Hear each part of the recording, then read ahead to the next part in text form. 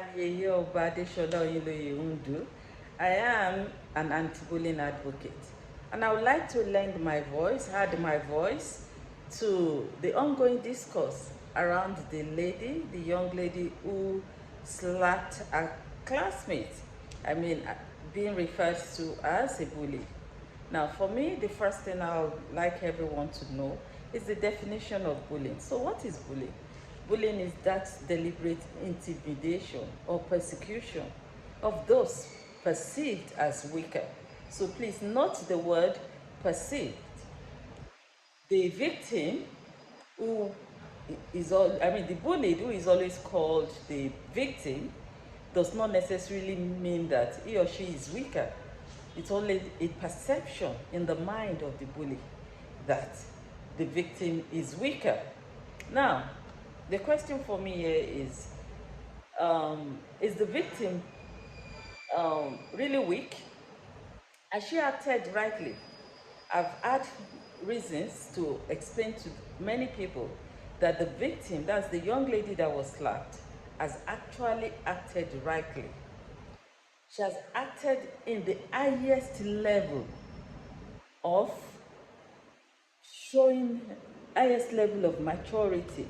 Not only has she showed the highest level of maturity, she's also showed the highest level of self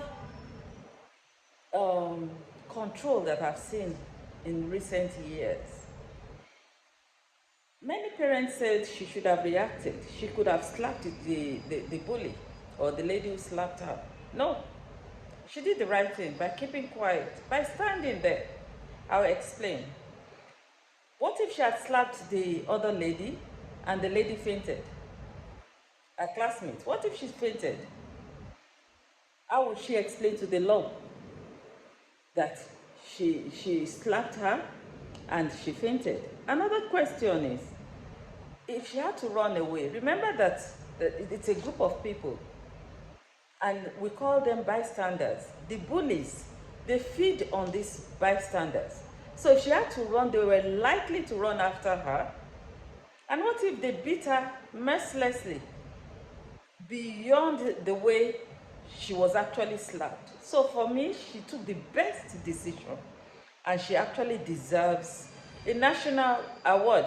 This is the type of behavior we want to see in our youth, in our young children. Now, the bully has been suspended, or the lady we now call a bully, she has been suspended. But should that be the end of it? No. She needs help. At this time, I would expect that her parents or the teachers or the school would be recommending her to see probably a psychologist. There's something that is sparking up that behavior. We have different types of bullies. We have the sadistic bullies, the anxious bullies, the bully victim who were once bullied themselves. And they think the right way is to also become a bully. We have the underachieving bullies. So there are different types of bullies. We need to know exactly which one she belongs.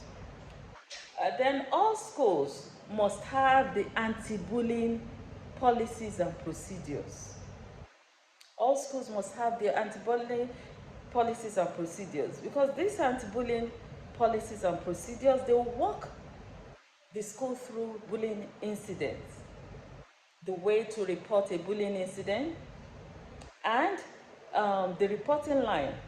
They will also walk through the discipline for every incident per offense. So they are not subjective in giving the discipline out. The anti-bullying processes or policies and procedures will also be reviewed, probably biannually. So I would suggest that every school should have an anti-bullying policy. And of course, have workshops for students so that they can understand bullying, what bullying is about, who is a bully. They would know that it's not an act of weakness to be a victim. It's not ever the fault of the victim, it's actually the fault of the bully. And the bully needs a lot of help. Also, they will understand who bystanders are. We have a lot of bystanders. They just stay around the bully. And the bullies, they feed on these bystanders.